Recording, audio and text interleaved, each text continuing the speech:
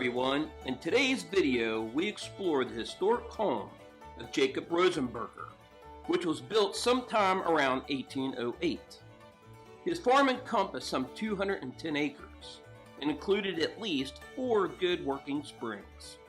The cold and steady flow of these springs enabled him to construct and operate a grist mill, a distillery, and a stone spring house. Today, only the house and the spring house remain. The house itself was built in stages, with the first portion housing the slave quarters and included the kitchen, which was of dressed log construction. The remainder of the home was the family quarters and the sawn lumber, obtained and processed here on site. We will explore the inside of this home and metal detect around it to see if we can find period artifacts the family had lost over time. Before we begin our search, I wanted to tell you about this family and their American story.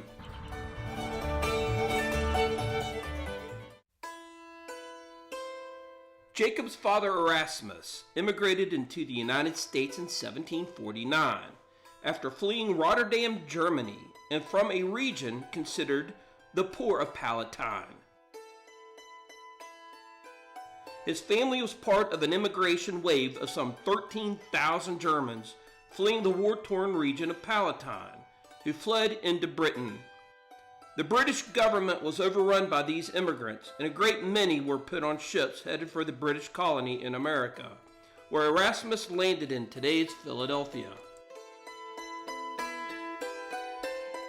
Erasmus joined other German immigrants following the Great Wagon Road over to Lancaster, Pennsylvania, where he met and married Catherine in 1756. Here he and his wife would experience the first-hand effects of the French and Indian War, for in 1761 his house and belongings were all destroyed and the cattle stock driven away by the ravages of marauding Indians. His wife Catherine died around 1770. Erasmus remarried again to a woman named Regina. By 1776, Erasmus and his wife Regina decided to follow other Germans down the Great Wagon Road into the Shenandoah Valley of Virginia and settled in now Berkeley County, West Virginia. He was listed as a member of the 1st Battalion of the Berkeley County Militia in 1782. In 1790, he purchased land in Shenandoah County, Virginia, and he died around 1794 and is buried in the St. Paul's Lutheran Church in Strasbourg.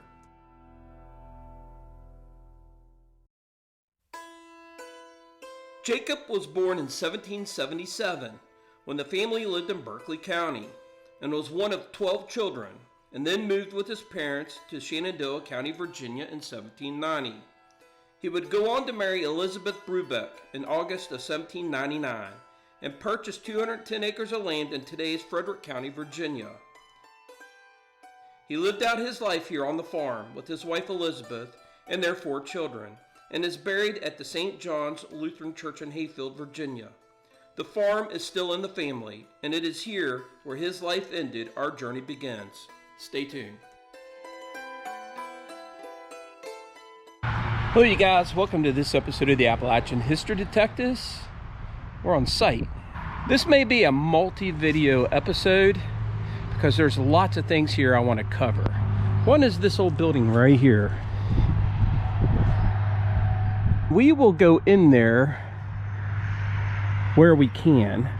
The floor's in really bad shape, and this used to be a house. There's logs behind this. Also, we're going to look at this old barn right here.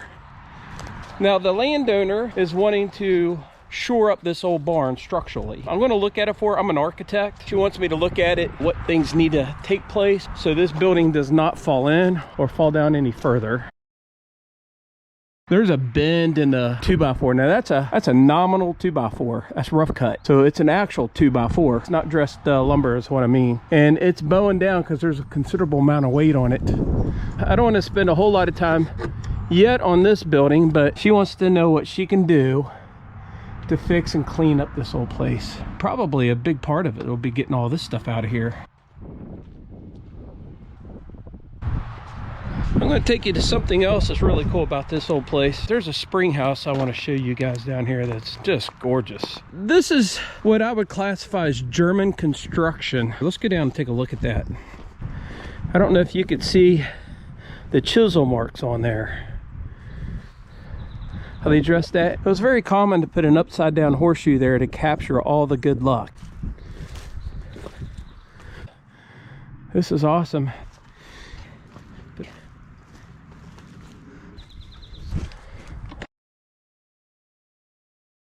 Oh, there's some old Crocs up here. These old Crocs. Old China plates. Man, there's some old plates. Whetstone right there. The water would come in here and they would put their milk and their eggs and any cheeses they would keep in there. All right. Now this would go through 2 links of chain, and it was their way of being able to hook 2 chains together.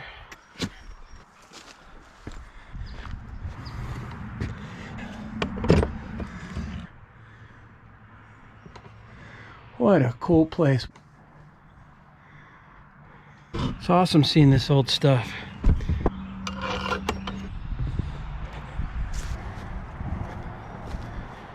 There's a kitty cat right there. Do you see the kitty cat in the window? See the kitty cat? I asked the owner, because I saw the cat in there before, how the cat gets in there. She doesn't know. All the antiques in this building has already been taken out. What an awesome, beautiful place. I'd like to go ahead and turn on the metal detector and see if we can't find some interesting artifacts. Let's go to the first hole. Right there.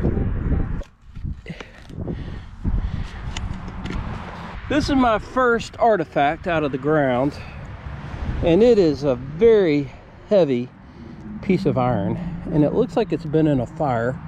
I don't know if you can see the black on there. A great big, I mean, it's heavy. This is iron. This is pig iron. We're going to give it to the landowner because it's going to go with the property. May not seem treasurable to us, but it's treasurable to the landowner. All right, you guys, I found my first decent thing. Let's see. Yeah, it is a key, but it looks like it's been broke off.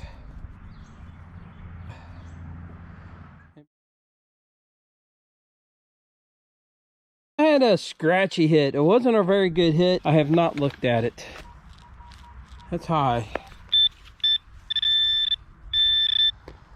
Right there it is. It is not a coin. Heck, it's not even a button. Oh wait, what is that? What is that? That looks like military, maybe. I'm going to take a picture and put it on ID Me, and we're going to see if we can get anybody to tell us what this is. Maybe it's old.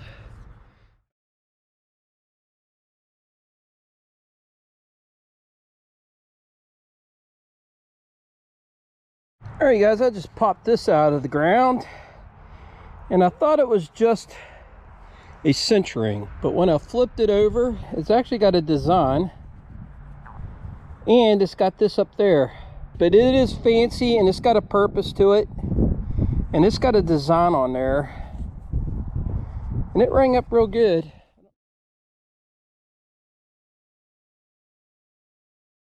All right, I just pulled out my first piece of lead. This looks old. It's very, very soft. Very soft. Let's see if there's anything on it.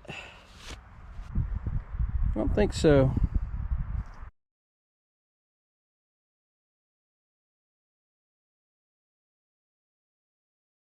I pop the plug and I see it, and it's round and it's brass, and I think it's going to be a doorknob. Yeah, that's what it is.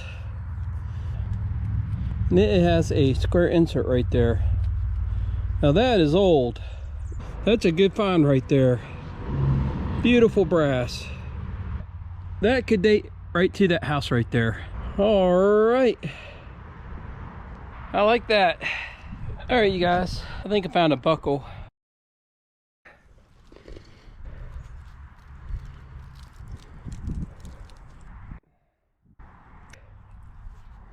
I'm just hitting the highest signals right now because there's a lot of signals in the ground.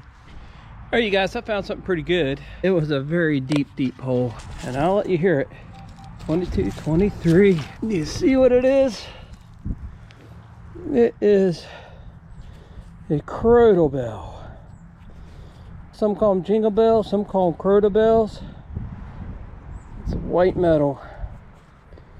It is beautiful.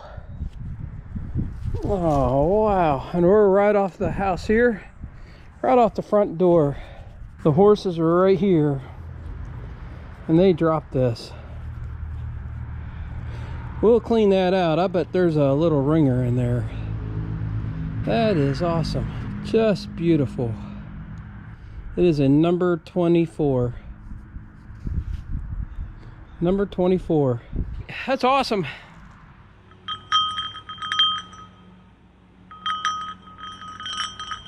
There you guys, it's round and it's green. It's either a button or a coin. I popped it out. Right there it is. I think it's a button. Oh, it's a flat button. It is a brass flat button. This is the first button that I have found at this site. Probably looking around 1820. About that time period. Could be earlier. There's no writing on it. All right, starting to add up. Let's go to the next plug. All right, you guys, not more than 2 foot away, I had a good hit, and I dug it, and I see it. 1718, and it comes from the Civil War. All right, there. That is a Spencer casing. All right. That is from the Civil War right there. That is the casing of a 3-ringer of a mini ball. All right, that's awesome. Let's go to the next hole. All right, you guys, I found something pretty cool. I'll let you listen to it. I don't know if it's old or not. It's real jumpy, and I'll let you see why. Do you see it? It is a bell. Like I said, it's probably not that old.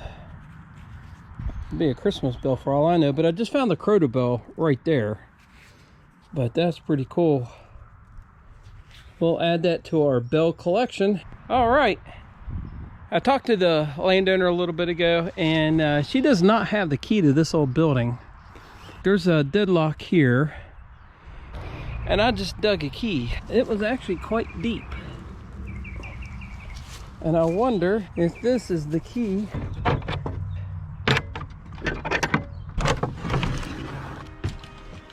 Oh my gosh.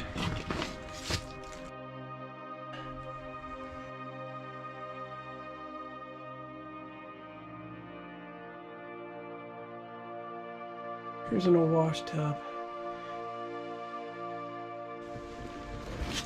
Book. So, book looks like it's from the 50s. Look at these old barrels right there.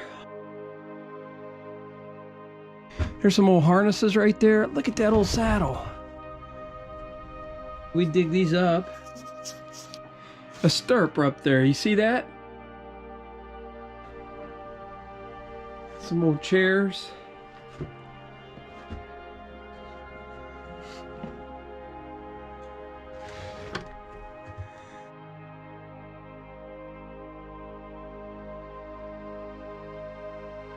There's a nice old basket.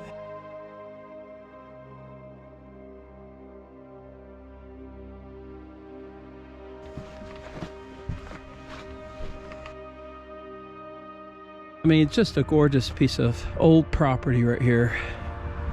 Just beautiful. All right, you guys, trash or treasure, this is it. I popped it out of the ground. I don't know what it is. Let's take a look. Here it is. It rang real high. And, or maybe to a vehicle. What do you think? If you guys know what that is, we're going to go do the wrap up. I'm going to drive up to the landowner's house and show her everything we found. So this is what all we found. That old brass handle, door handle. I found that Crotal bell. It's a 24. I found that bell, that jingle bell. I found 2 keys, one a skeleton key, a modern key. That is a big flat piece of malleable lead. There is a Spencer casing. There is a flat button. There is a medallion, I believe. A buckle. Not sure what that is. Not sure what that is. Not sure what that is. I think it goes to a window though, to a vehicle. I think this goes on the inside of the vehicle. Not sure what that fancy is. And I found 2 dimes, 2 quarters, 1, 2, 3, 4, 5, 6 cents. So we found 76 cents. I showed everything that we found to the landowner, and she let me see the history, the documentations you're going to hear about in the video. She has a book, and in that book it says that this place was built in 1808, so it is very old. And in that book it says that this was the slave quarters here. So this end here, which is the north end, was the slave quarters, and this is where the family lived. And we're gonna walk around. I love seeing the old stonework of places like this. This used to be the original log house built in 1808. In the book it says this end of the house was slave quarters, and the family lived at that end. Really beautiful stonework here. Hate to see these places passing away like they are. Look at that. Some old handmade bricks right up there. Oh, looky here. Look at that. Oh, that's beautiful.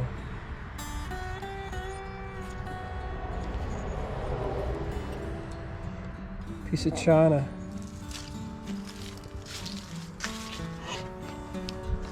Wonder what's up there. Be kind of cool to look in that, wouldn't it? These are called 6/6. I don't know if you guys can see the glass, but it's wavy. It's old. Look at this old door. Now this would have had a skeleton key right there. Look at that. Isn't that cool?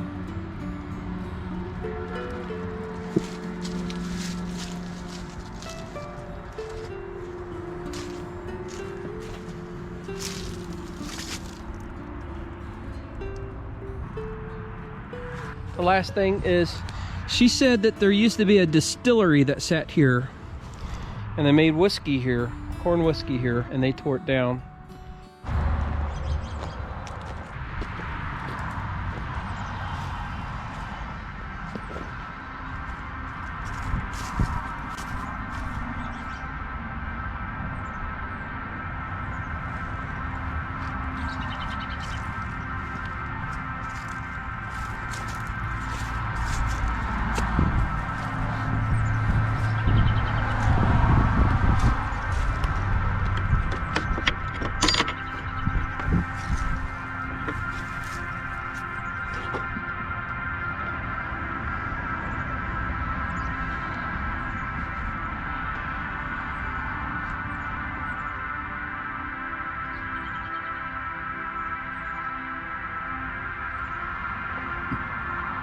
Look at that, 1928.